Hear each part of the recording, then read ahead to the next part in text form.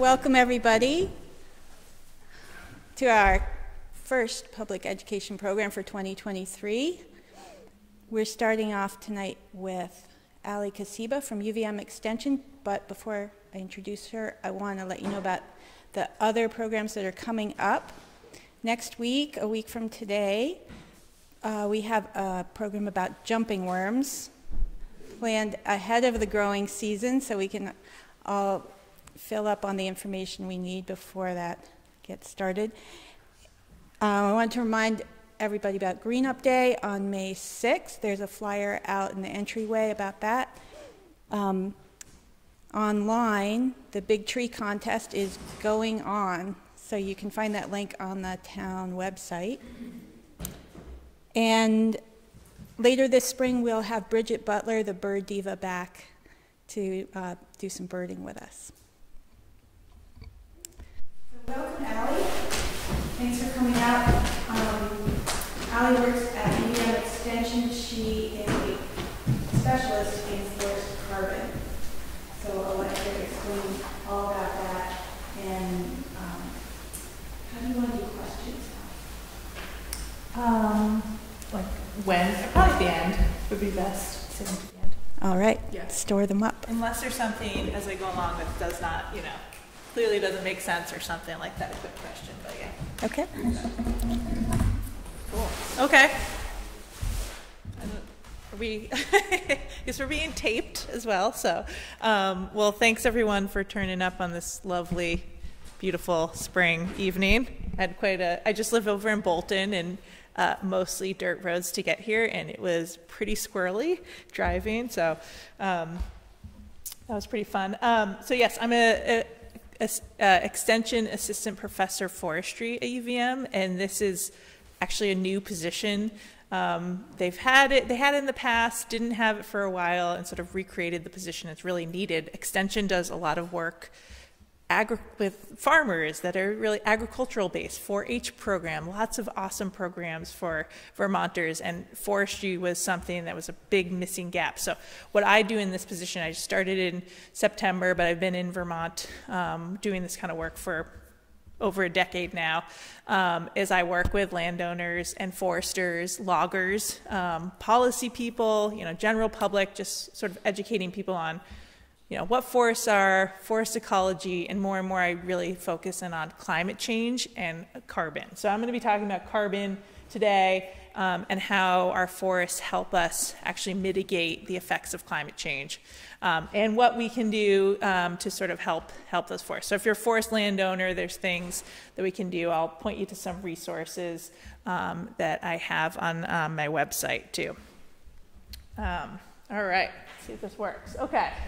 Hopefully folks can see that, but so the big take-home point here is that trees, they take in carbon dioxide from the air, and carbon dioxide is one of the potent greenhouse gases that we have that's causing climate change. And so trees are really good at this. They do this naturally. This is what they use for their plant food through photosynthesis, and then they use that carbon dioxide, the carbon in that, to build wood, roots, leaves, etc. And so a cool tidbit is that half of the weight, if you dried a tree out, half of the weight of that tree is carbon dioxide that tree took out of the atmosphere.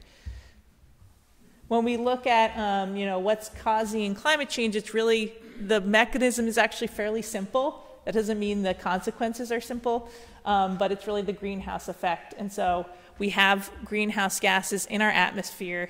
If we didn't have them, our planet would be like Venus. It would be so cold, inhospitable. And so these greenhouse gases do a lot they actually trap heat and energy that's been reflected from the sun off the earth. And so we have these greenhouse gases. That's great. It makes our temperature a place, our earth a place we can live. But of course, we've done stuff like dig up fossil fuels and burn them very quickly, very fast, and so we've increased the amount of greenhouse gases in our atmosphere. And the biggest greenhouse gas that is responsible for this is carbon dioxide. So there's this great tie between trees and forests taking in carbon dioxide and our global crisis that we have facing us. And so actually, right now, I can't walk too far away from the microphone, but the blue line there is actually what we've emitted from all these processes that we've done. And the red line is what's actually reflected in the atmosphere. And so we see that the red line hasn't increased at the same rate as the blue line, and that's because of trees, forests, wetlands taking carbon dioxide, and actually our oceans do an incredible amount of this, have taken in. So collectively, those ecosystems have taken about 60% of the excess carbon dioxide that we've all released over the decades. So we really owe them an incredible amount of thanks for that service. But one thing that when we talk about carbon is really important is that in a forest, carbon is moving around very constantly and frequently. It's very dynamic. It's not just coming in through the trees and getting sort of locked away in there. And this is what makes this conversation and talking about carbon very challenging, because it's natural for it to be taken in. It's natural for it to be sort of emitted back out. So it really cycles in through the trees and the forest. It goes into the soil and it comes back out, and it gets emitted back out through natural processes. So this is just from microbes that live in the soil. They emit carbon dioxide. Trees emit carbon dioxide back out. Things that happen in our forests, like forest fire, emits carbon dioxide back out. So it's very natural for that to get emitted back out, and then that carbon dioxide gets retaken in by the forest. So this really, beautiful and natural cycle that happens. The other thing that when we look at a forest, we can actually break it down a little bit more, and we can look at sort of these different what we call carbon pools. And there's two different terms when we talk about carbon that get really sort of mismatched and confused in the media a lot. And so we have different terms. We have carbon storage, which is the amount of carbon that's contained in our forests. And then we have carbon sequestration, which is sort of the process and the rate that carbon is getting taken out of the atmosphere. And so really when we think about a forest, we want to keep the carbon stored for as long as possible, and we also want more carbon to be taken out of the atmosphere and that cycle to continue. When we talk about Vermont and our forests here, we actually have another carbon pool, and that's in our wood products. And we look around a building like this, I instantly, as a tree person, look at this floor, I look at all the wood. That's all carbon that was taken out of the atmosphere maybe hundreds of years ago. And it stores that carbon for as long as that product is being used, which is incredible. If you think about all the wood that we've harvested in our state that is being stored, that carbon is being locked away. And then we also get a resource that we use instead of using plastics or steel or other products that aren't as sustainable and locally sourced. When we look at our forests are doing a lot for us in Vermont, and we look at it for these different pools. What I want to just show you is, I don't want to move too far, is in the storage, the brown, our soils actually store more than half of the carbon in our forests. So we look out in our forest, we see the trees, it's actually the soils that are storing the bulk of the carbon. And that's something that most of us overlook, but it's a pretty incredible amount. But most of the carbon that's coming in the sequestration is coming in from the live trees as they grow and photosynthesize. Another thing that is often confused, I hear when people talk about carbon, is there's a difference between carbon in a tree and carbon in a forest. And so when we look at the carbon in a tree, this increases as that tree gets bigger, sort of exponential growth, as we call that line that kind of tips up. Just means as that tree gets bigger, more and more carbon gets stored in that tree. It's taken out of the atmosphere. And so we get more and more carbon storage as that tree gets bigger. So bigger trees store more carbon. But you also see, based on this figure, sort of a bigger tree takes up more space too. And so this is another thing I see a lot in the media when they talk about carbon, is there's sometimes a confusion between carbon in a tree and carbon in a forest. Because when we look at a forest, this is actually sort of a different slope of that line.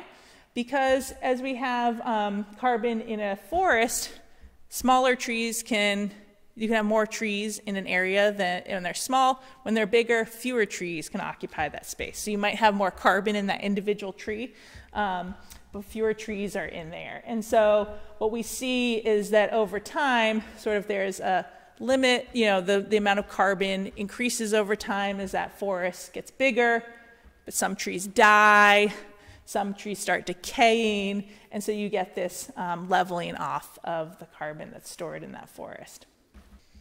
And so we have this dynamic when we can look at actually how this process happens over time. So carbon storage and carbon sequestration. Remember, carbon storage is the amount that's in that forest, and the sequestration is the rate that carbon is taken out, and they peak at different forest ages. And so this is another thing I hear a lot in the media of this conversation of, old forest versus young forest, and what's better. They're all good, but they do different things at different times in their lives. So older forests, great for carbon storage. They're going to store a lot of carbon. But when we look at actual sequestration, that actually peaks. So sequestration we always show as negative numbers, a little confusing, but where we see the dip down the bottom, that's when there's peak sequestration happening. And that actually happens when forests are fairly young, because they're really growing fast, they're trying to grow tall, they're putting on a lot of leaves, they're trying to outcompete each other, and that's when we get peak sequestration in our forests. So we see these different dynamics happening at different ages in our forests. And so when we think about our forests and how we can use them to mitigate climate change, it's actually a pretty delicate balance between thinking about what things cause more uptake of carbon and what things cause release of carbon. And that really depends on a lot of factors. And so, there's no sweeping statement we can say about forests, because it depends on what tree species are there, how old they are, what the management is like, maybe what the past management has been like, what the soils are like, and the site. And so it's this balance that is hard to generalize across every forest. And we can have situations, for example, like the photo with forest fire. We can have examples like in the western states, in California right now, a lot of our states that have forest fires, those forests are actually sources of carbon dioxide to the atmosphere, because when they burn, they release that carbon dioxide. And we have situations here where maybe you can't really, it's sort of hard to see, it's a little washed out, but we can have windstorms that knock down trees, we can have insects that eat leaves, we can have diseases. All of these things can sort of alter this balance in carbon. And of course we have things like timber harvest, and that's removing carbon from our forests. And so we can have these sort of temporary changes in carbon. And for all of these things, as long as that forest is allowed to remain a forest, trees will regrow, they'll start sequestering carbon again, and that balance will be restored. So it's something that's pretty dynamic over time. And so when we look at, thinking about, it's hard to think about even one location, your stand, if you're a forest landowner, you're really thinking about your trees and your forests, but it really does, it sort of depends on the scale that we're talking about when we talk about forest carbon. Because we can have a situation where there might be a lot of variability when we look at a really fine scale of a forest with that carbon over time. Maybe there was a insect outbreak that caused losses of carbon. Maybe there's a timber harvest. And so over different time periods, we can see different trajectories. And so it sort of takes, with forests, we often talk about forest time. You really need to kind of think of the long term when we think about carbon. And then it's also important to think about scale. So I often talk about carbon for the entire state of Vermont, all of the 4.5 million acres of forests here, versus looking at someone's 50-acre woodlot. There's going to be a lot of variability in carbon over time. We scale that up to the state, where one place maybe has carbon losses, another location is having carbon gains. And so we see this really steady carbon dynamics in our state over time. So we are very fortunate here in Vermont. Our forests are a carbon sink. So unlike, I mentioned California, their forests are releasing carbon dioxide to the atmosphere through catastrophic forest fires. Ours are taking in carbon. Every year they take in more. And so we have this amazing trajectory over time where our forests are storing more and more carbon as they mature, which is pretty incredible. And so it's actually equivalent. So if we say we cut down all our forests right now, we burn them, it's 175 years worth of our annual emissions that we release as a state, which is pretty incredible. So that's carbon that was taken out of the atmosphere, 150, 100 years ago and is being stored in those trees. I am a little bit concerned, though, because some of the rate at which our forests are taking carbon out of the atmosphere is declining over time. Every year it's about 50% of our annual emissions. And so you see we have a lot of forests. We still have more emissions than our forests can take. And so this is really like, the point of climate change. We really need to reduce our fossil fuel emissions. Our forests aren't going to get us out of everything. They're really helping quite a lot here in Vermont.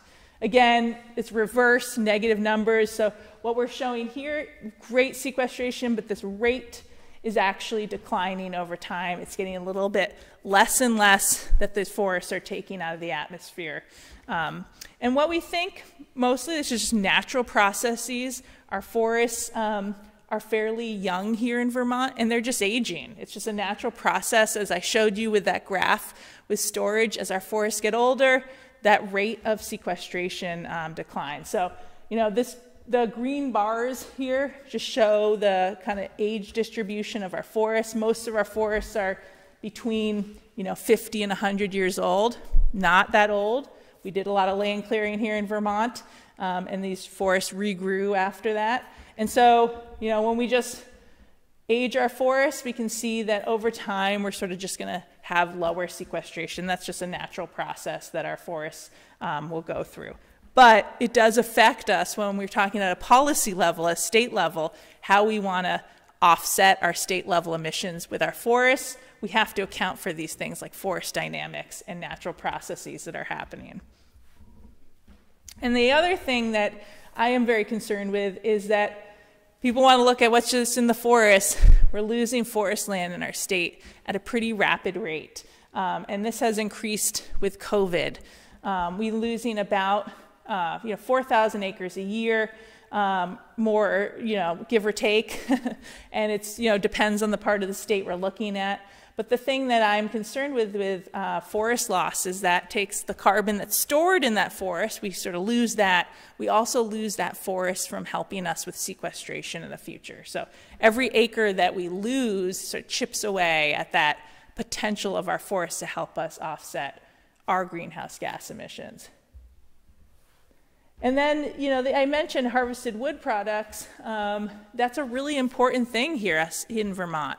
We've harvested a lot of wood, and often they go into pretty long-lived products. You think about sugar maple tree that can go into, hardwood flooring, or pine that goes into window trim. A lot of those products can be used for a long time. Our harvests have declined really since the 90s. It's been a pretty precipitous decline in the amount of wood we're harvesting. And one of the things that means is that we put less carbon into storage. So in the 90s, we were storing about 2.7 times more carbon in wood products than we are now. And so it's just part of it. A lot of people think of harvesting as bad for carbon, but it's actually really, it puts carbon, it locks it away. And then it provides us all these other benefits, local rural jobs, a source of renewable resources, and of course, amazing wood products with our species that we have here. So, when we think about, I'm going to talk about carbon offsets and our offset markets, because maybe some of you have heard about them, like the Family Forest Carbon Program. But it's a little bit confusing when people are interested in using their forests to mitigate climate change using carbon, because there's actually two ways that you can get paid for carbon or use your forests to offset emissions. And the first is avoided emissions. So that's saying I'm going to keep carbon out of the atmosphere. I'm going to keep it locked away in my forest. So you're not releasing the emissions. And the other one is actually actively taking carbon out of the atmosphere through active sequestration. These are slightly different. And they have some implications in carbon offset markets that I'll talk about. I did want to mention one big thing that is a huge concern I have when we talk about carbon and getting payments for carbon in our forests, and it's this concept of leakage. And this is a term that's used, it's called leakage, and basically it's this idea, so say, we have a forest here, this could be the entire state of Vermont, it could be one person's parcel, and saying, I used to harvest for wood, but I'm not going to. I'm going to keep that carbon where it is. I'm going to, maybe I'm going to sell the offsets, or I'm just going to keep the carbon in my forest. So I'm not going to emit that carbon. But the concern is that the demand for wood, this does nothing to change the demand for wood. And so what happens, and we know this from looking at actually what happens when we do these kind of things, is we get that wood from elsewhere. And what happens is that we often are getting that wood from maybe out of the state. Maybe getting it from New Hampshire, not bad, but maybe we're getting it from New Zealand, where they have plantations, or the southern United States, where they have plantations, or the Amazon rainforest, where they're clearing forest for conversion, right? So it really limits our ability to control sort of the conditions of where that wood is harvested, human rights conditions, but certainly ecological conditions. And it also negates the carbon benefit, because that carbon's getting released. There's some amount of carbon loss every time you do a harvest. And so we might have more carbon in our forests here, but the actual effect on the atmosphere, negated. And in fact, might be even worse than negated if you have to transport those logs really far distances. And like I said, there could be other sort of unintended consequences that happen when we do this. And so this is something I, more and more, and I consider myself a forest ecologist. I'm not a wood products person or markets, but this I think is a really big issue I'm seeing in our state when we talk about carbon, is thinking about how we use wood, the resources we need, and what happens when we make decisions that sort of push those impacts elsewhere. And right now, this is some work that folks are doing, some folks at UVM and elsewhere at UMass and Harvard Forest. They're actually looking at each one of our states in New England and saying, how much wood do each of our states harvest, and how much wood do each of our states use? And so Vermont, we're actually, it's kind of hard to see, we're pretty good. We harvest about 85% of the wood we use. And so some of that's right, we might be exporting some wood and importing others, but that's sort of like the net wood use. Massachusetts, 2%. They have a lot of forests there, a lot of trees they could harvest. They harvest 2% of the wood they use. That means they're importing that wood, maybe from states like Maine, they're producing more than they use, or maybe they're importing it from elsewhere, from other parts of the country, other parts of the globe. And so it's just something that I think, needs to be part of the discussion when we talk about carbon, because in our forests, we grow incredible trees and wood, and right now we're putting on 3 times more wood than we harvest. So it's there, we have it, and I think we should think about how to, talk about how to do it sustainably and well without having to push our impacts elsewhere. So there's sort of 5 big buckets of ways that we can consider adding more carbon to our forests or our landscape. And the first one of this is, we call it afforestation, reforestation, tree planting. And that's been really big in the news. Probably heard like 1 trillion tree project and things like that. So that's a federal program to plant 1 trillion trees in the United States. The second is avoided deforestation. That means, I mentioned earlier, keeping forests as forests. I'll talk about proforestation and reserves. That might be a term you've heard in the media recently. Then we have this category, sort of, people use various terms for it: improved forest management, carbon forestry, climate smart forestry. And that's really thinking about how can we tweak forest management to add a lens of climate change to what we do. And then I also mentioned this thing about using harvested wood products. So there's a really big movement to think about, actually, can we be using more harvested wood products? Can we use them to replace other products? So things like multi-level buildings. using wood products. These call it mass timber, so they're these huge pieces of timber. Can we use them instead of steel I-beams? Can we use wood instead of concrete? You know, thinking about all these different ways we could replace some of these really what we call fossil-intensive products that we use in our buildings. So the afforestation, reforestation category, there's this mapping tool that looks at each one of the states and how much potential is there for tree planting. And so they say that there's 800,000 acres in Vermont that we could plant trees on. I'm not sure I believe that. It's like a lot of area, but you know, people are very excited about this. I think this is the solution for climate change. I will say there's no one solution here. It's going to take a lot of different strategies combined to sort of, you know, give us a collective mitigation power. But, you know, planting trees is an awesome thing we can do in the right place.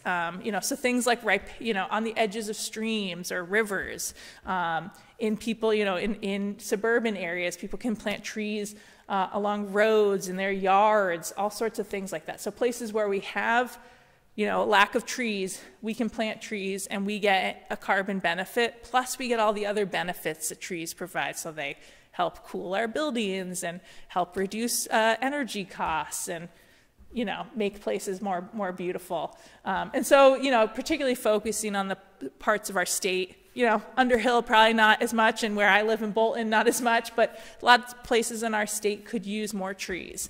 And so really focusing on that has, you know, it's pretty much a win-win as long as it's not taking, you know, farmland away from us or other, you know, prime agricultural areas. So I mentioned avoided deforestation and the loss of, you know, about 4,000 acres we're using per year. One really interesting phenomenon we're seeing in that photo at the bottom is that we're losing forests to solar.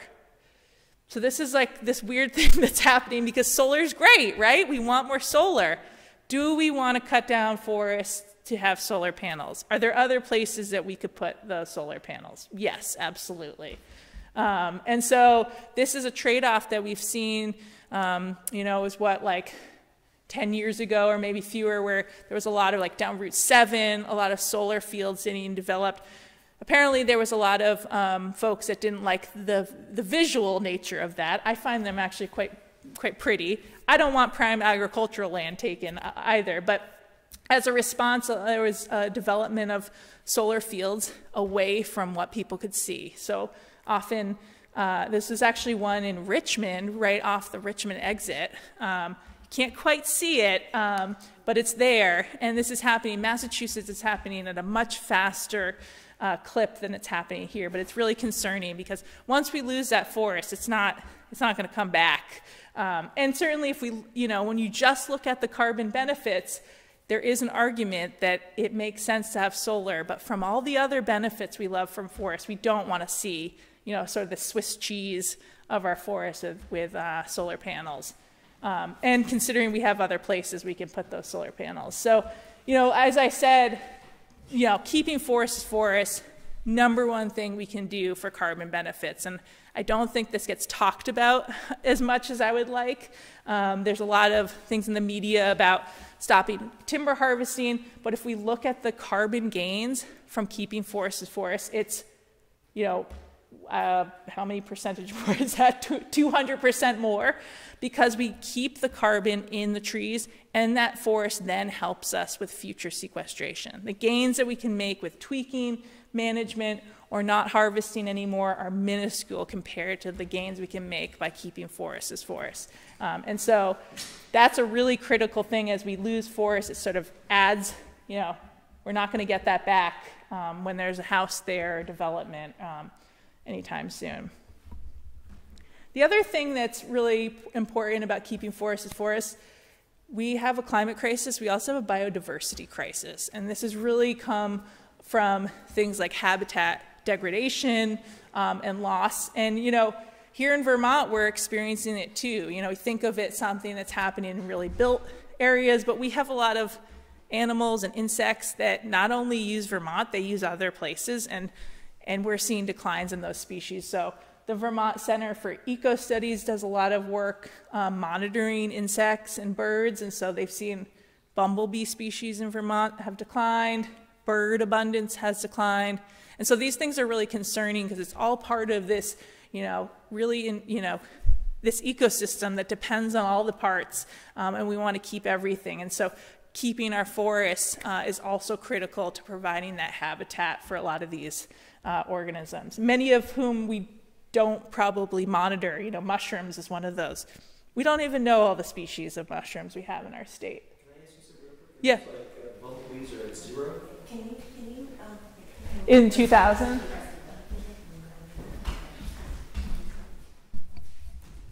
Yeah, I was just wanting to ask a question about that top chart on the right.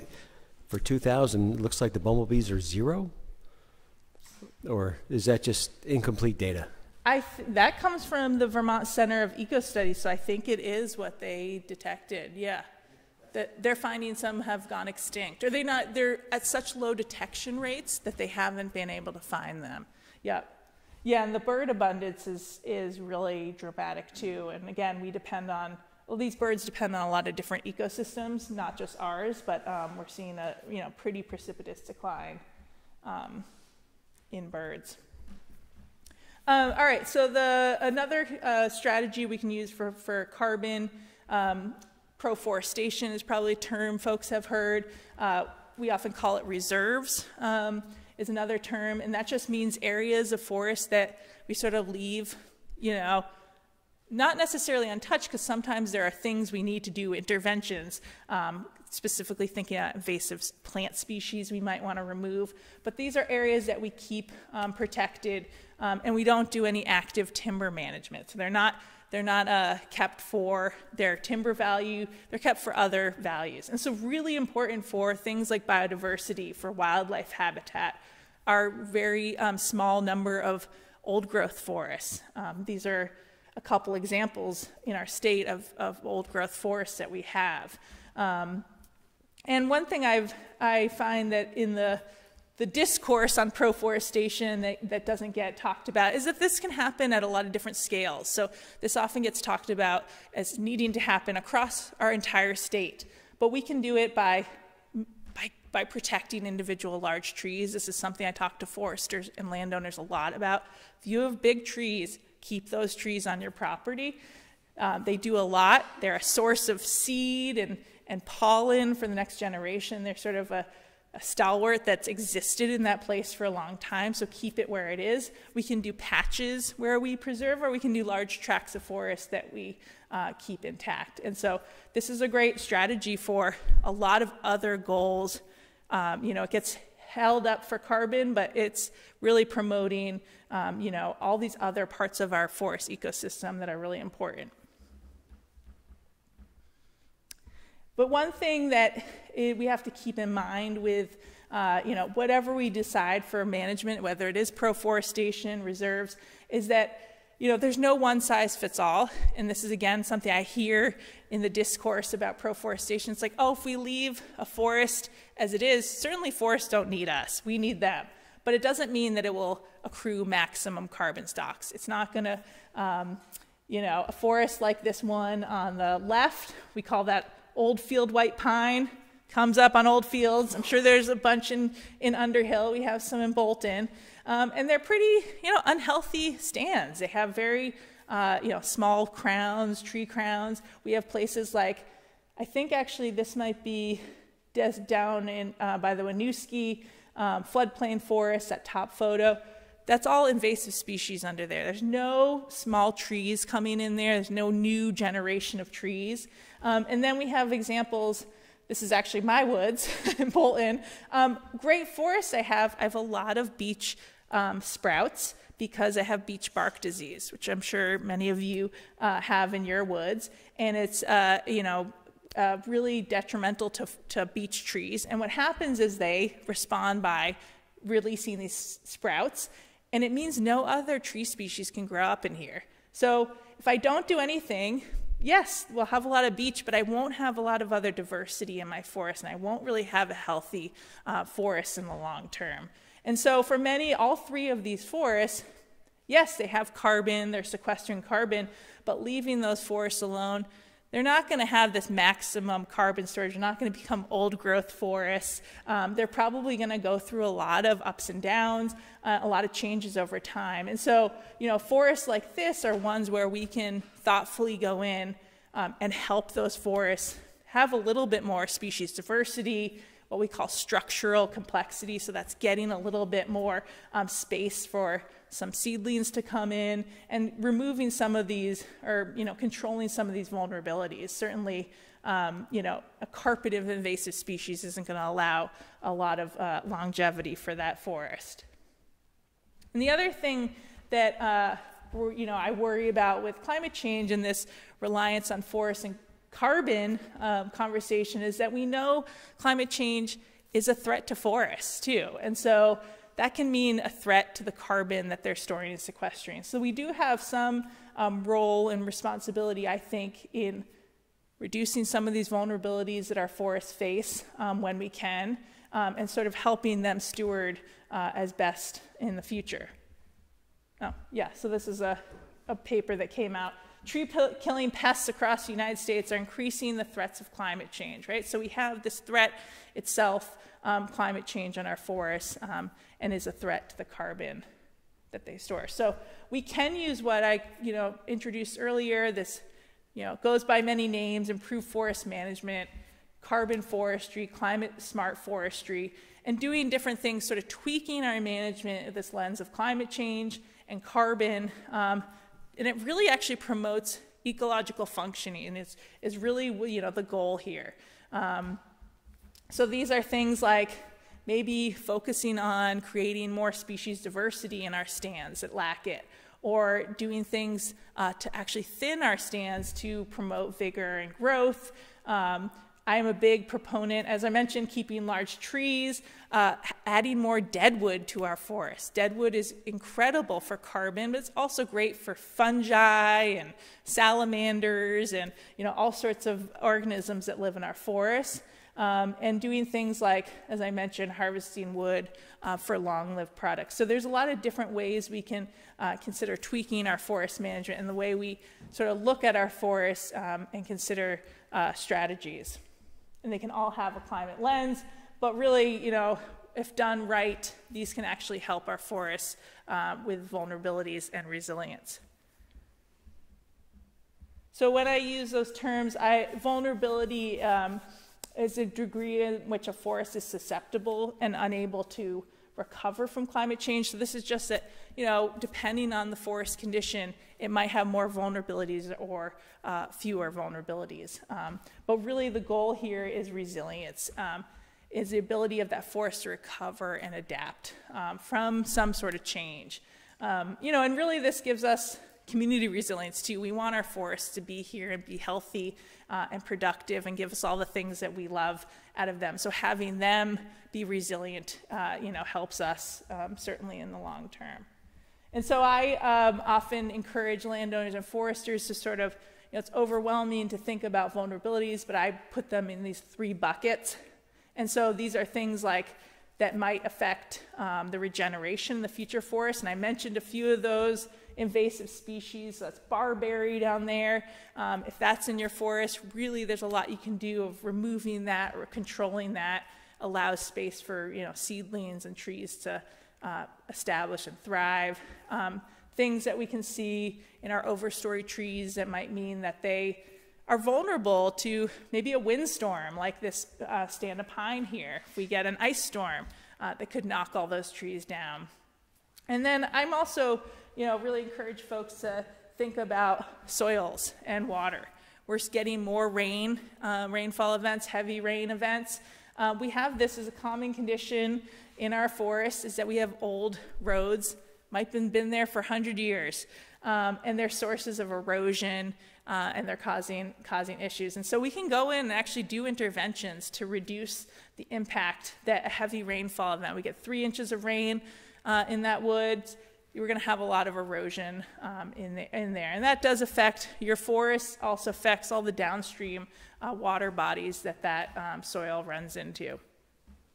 So generally, the 2 big buckets, to increase the forest resilience, going from sort of that left side to the right side, species diversity, and what we call structural complexity. So this is sort of the vertical difference. We don't want really tidy forests, we don't want uniform forests. And this is the same idea of, like if you invest in stocks, right? You don't want to put all your eggs in one basket. We know that in forests, ecosystems, a lot of different things rely on each other. If we get a pest, usually is only going to affect one species over another.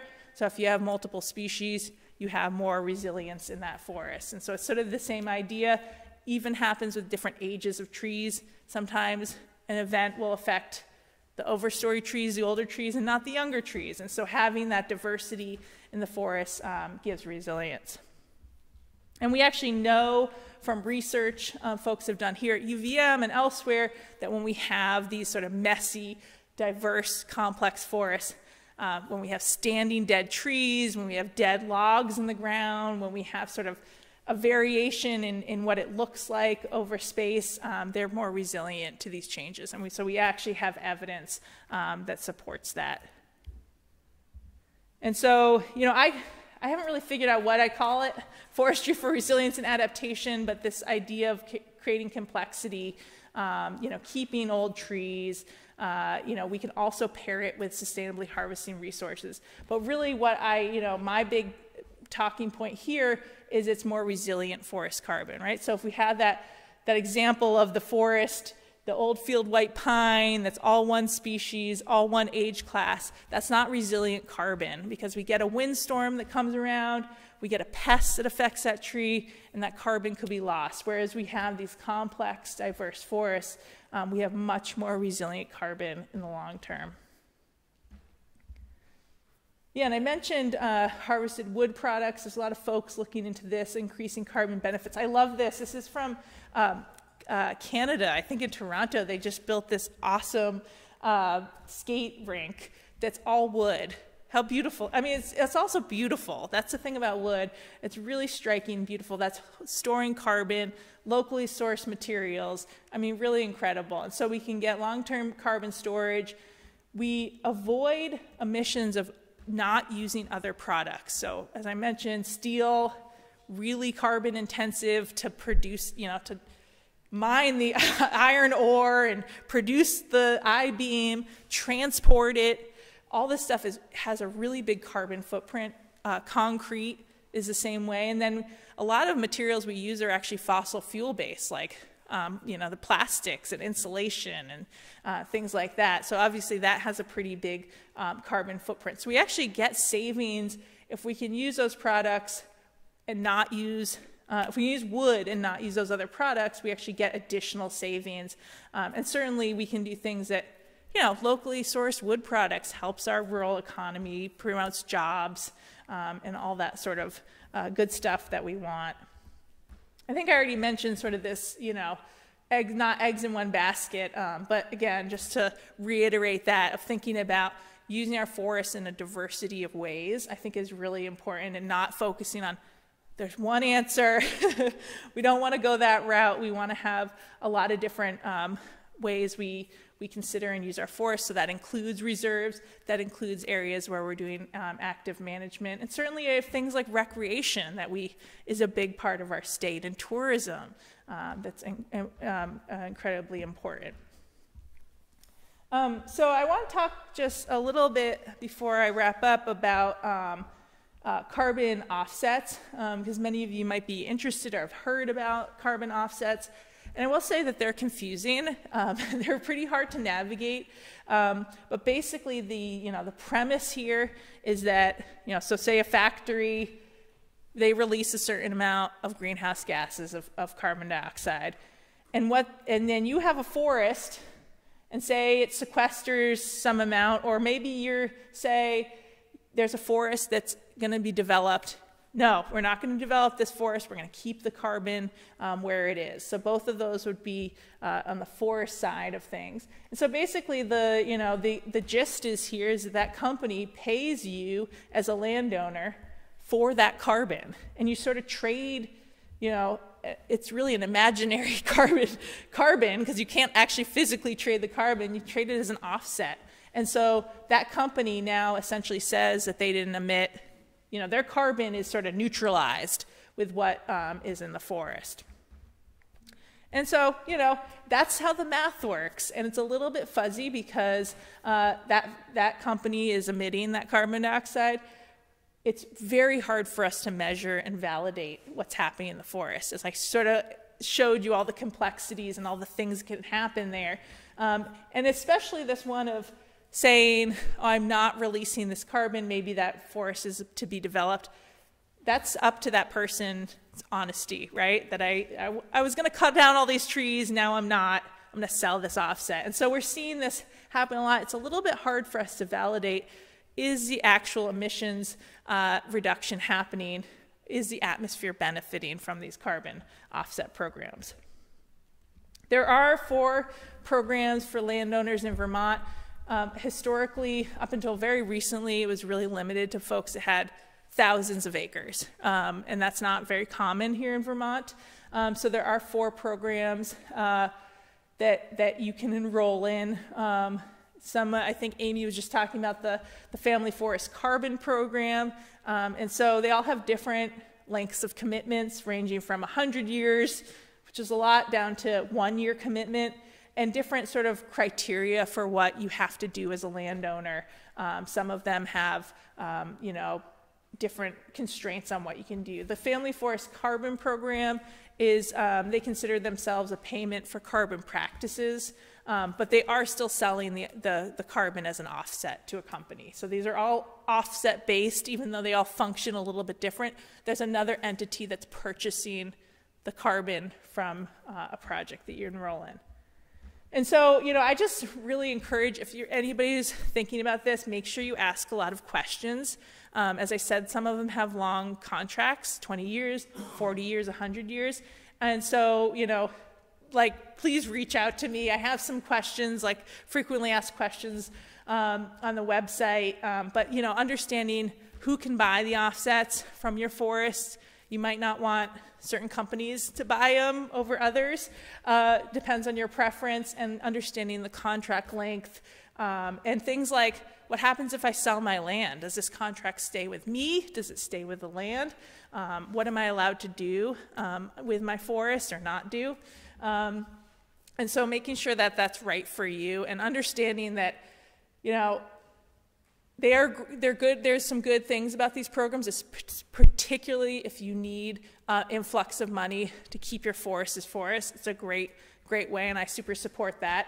But the actual climate impacts will vary based on a number of factors, including you as a landowner, who buys it, sort of the nature of how the accounting works.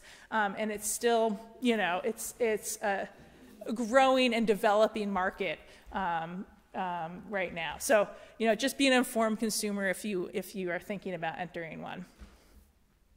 I will say that, there are some other programs that aren't offset based. So we have the USDA EQIP program. So this is a payment for carbon practices in your woods. And then the New England Forestry Foundation is developing one too again. So they won't sell your carbon to another company. It's just paying you to do some of these carbon practices. And so there's a lot of, this is really enticing because of you take out that sort of the buyer of the carbon offset in these programs. But a lot of these are being developed, and I'm sure in a year's time we'll have a different landscape.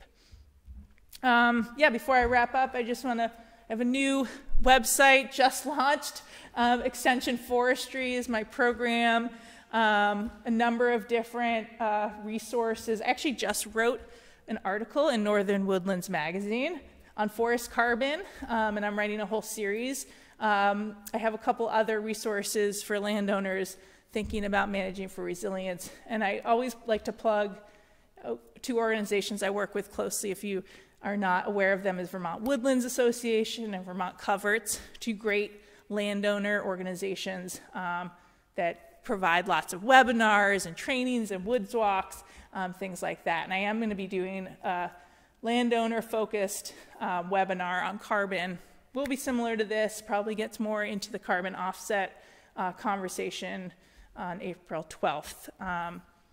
Yeah, so that's my website and my email. If you ever want to reach out, I'm always happy to talk to folks about carbon, climate change, or tree ID questions. I love those too. So yeah, thanks for listening. I'll take questions.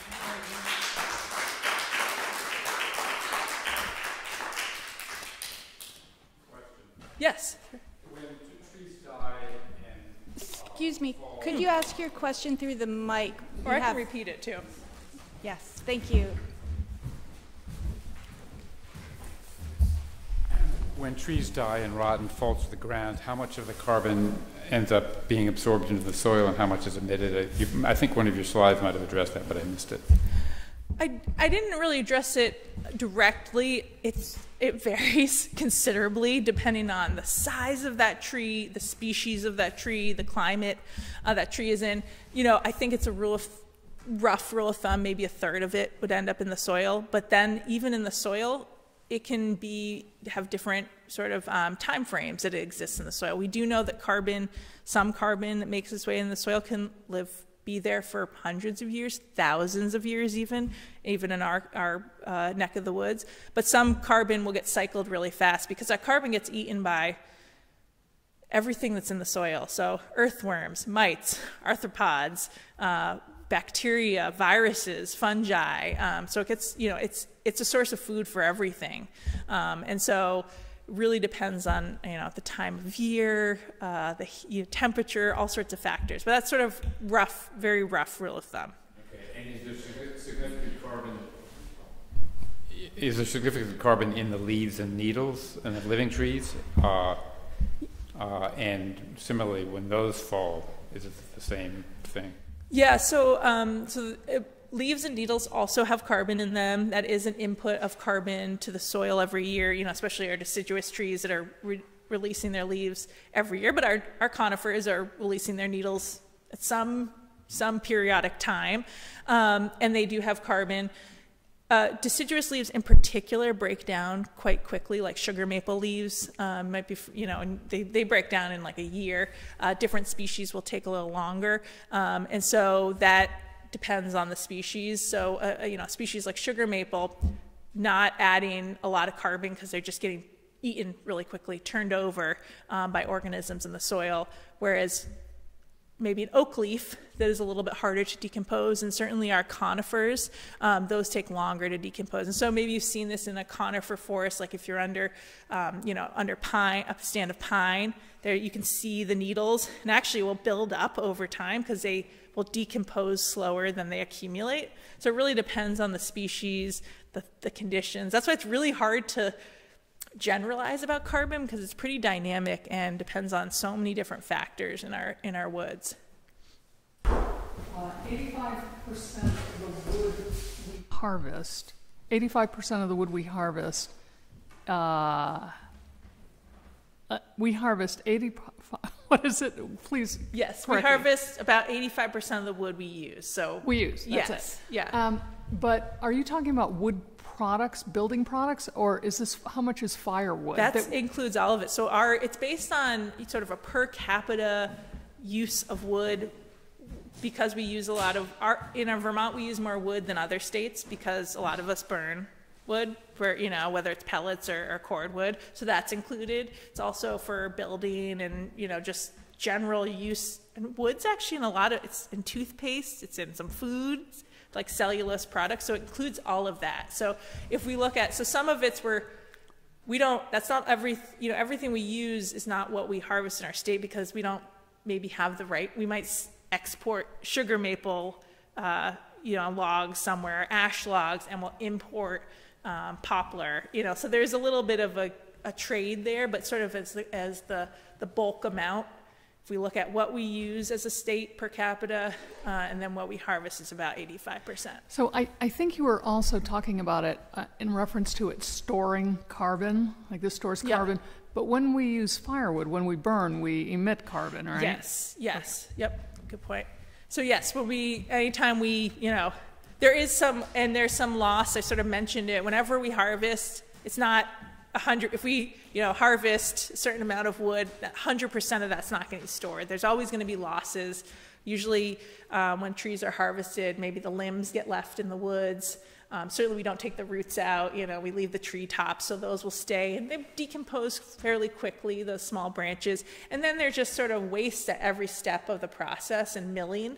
A lot of mills will reuse that wood. There's some mills that actually use them to power and heat their own buildings, which is great, the sort of waste milling scraps.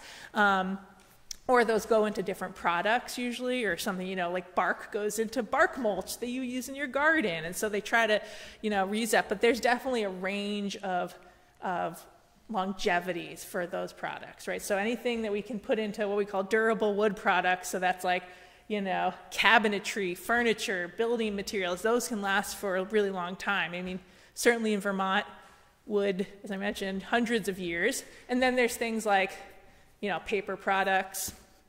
Depends how long you have that book, or what the use of that is. And certainly things like firewood, cordwood, pellets, biomass that goes through our biomass facilities, that doesn't have a long period of time that lasts. And that does, release the carbon that's stored. The benefit is of, if we're using that wood, we can save a little bit of greenhouse gas emissions if we're using that wood instead of fossil fuels. But if we're using it instead of solar, solar is probably going to win as far as the efficiency there. So it's really, what are we replacing that heat and energy source with? That said, it's also like provides, sort of a local resource. It's the only energy source you can go harvest yourself or buy from your neighbor, which is pretty nice. So it adds that. So there's, it's adding the whole complexity of what the decision making is difficult when we think about, a rural economy like Vermont and sort of where we want to put those stresses on the system. But yeah, certainly it ranges as far as how long that carbon can get stored once that material is harvested from the woods. There's a pretty wide range.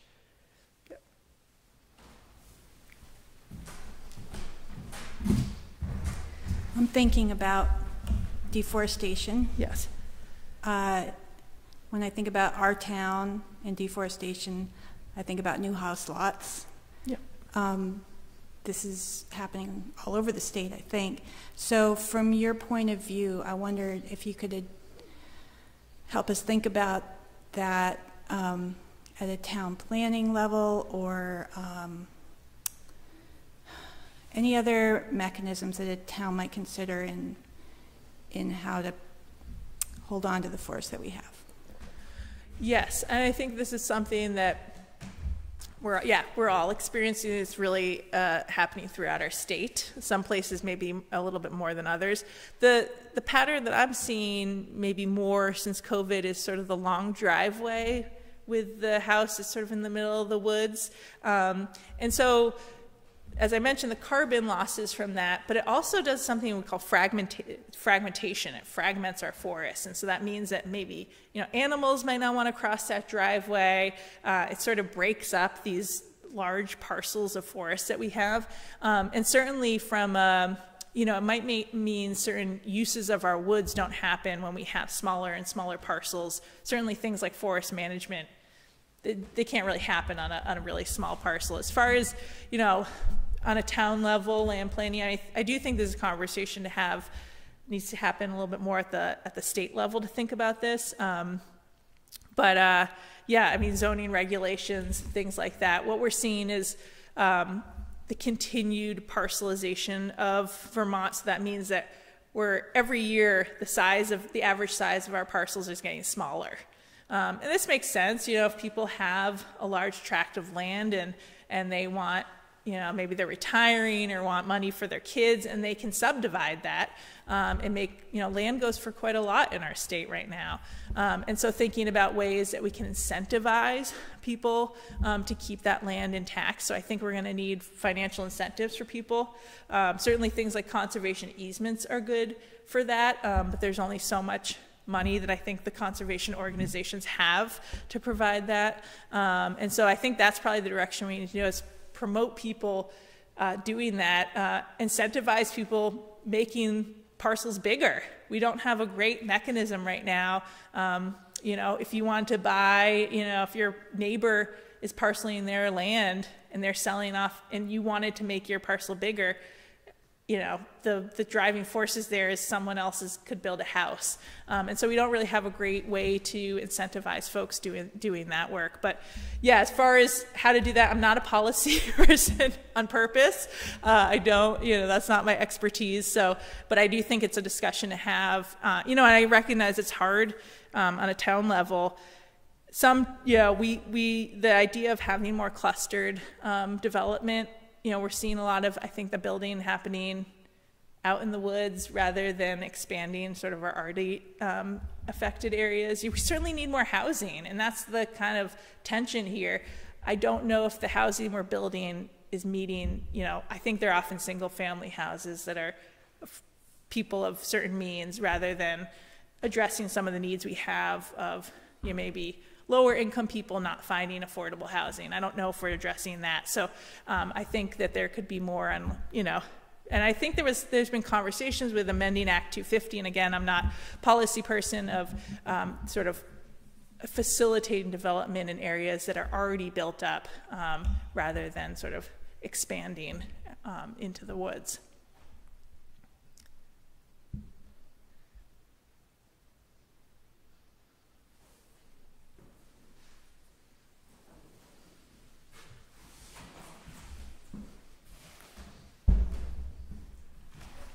So I was interested in patch cutting because I noticed that you were talking about having woods that are all the same versus, you know, different varieties of trees. And when you're managing a woodlot, the best practice still is patch cutting to allow younger trees to grow up, which would be generating a lot of carbon sequestration, right? Versus not doing patch cutting, leaving a lot of those trees that might be, let's say, all pine or all beech, but if you patch cut, then it would be better in the long run for the health of your woodlot or your forest. Is that the takeaway? What is that you're saying? Patch cutting. So what happens with woodlot management is sometimes a forester will come in and say, well, we want to open up the forest a little bit, and so they will intentionally suggest, or if you look at, you know, talk about in your management plan for your forest to cut patches of the trees down to either to encourage different stages of growth in the trees. So if you remember that I actually think I even that have photo of all that pine forest that was sort of going by, and it was tall and skinny and not a lot of boughs, and that you don't want to have that kind of uniformity. But if you patch cut and you allow it to open up, okay, you see. Yeah. Which one is cut? Yeah, so patch cuts.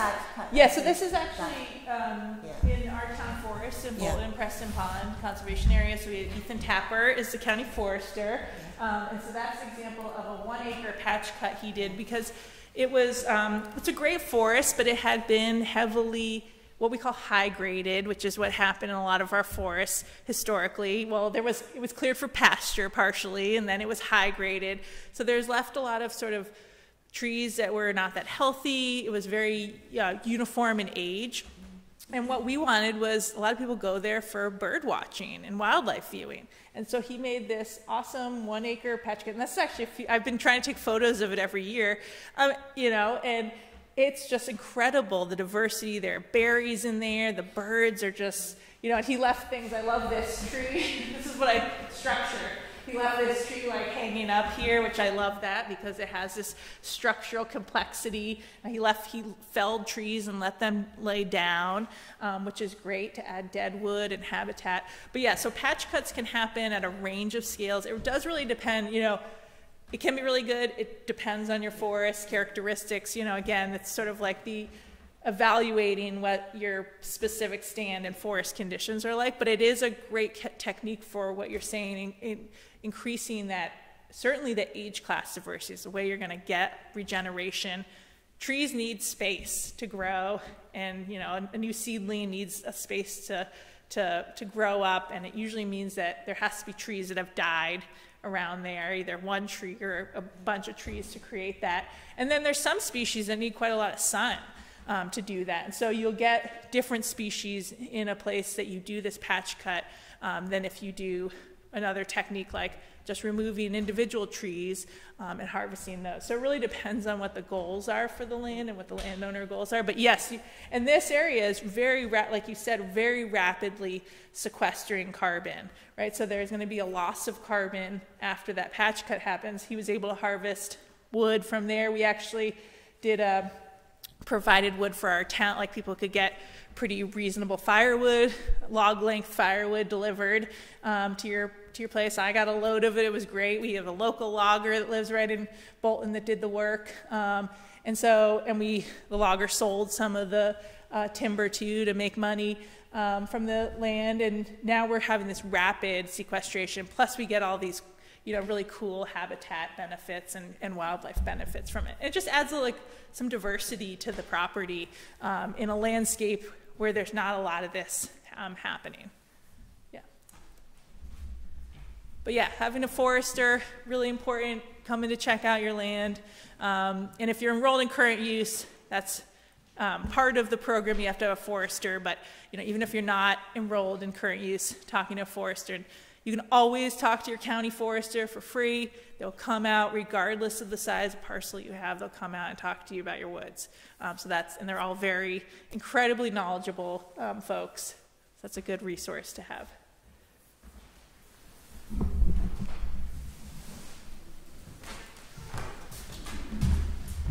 Allie, maybe we can wrap it up, and if you have a few minutes for less formal questions, that would be great. We have a table in the back with some information and some sign-in sheets if you'd like the Conservation Commission to reach out to you for projects and other events. And I think that's it. Cool. Thank you so much. Yeah, thanks for being here. Good questions.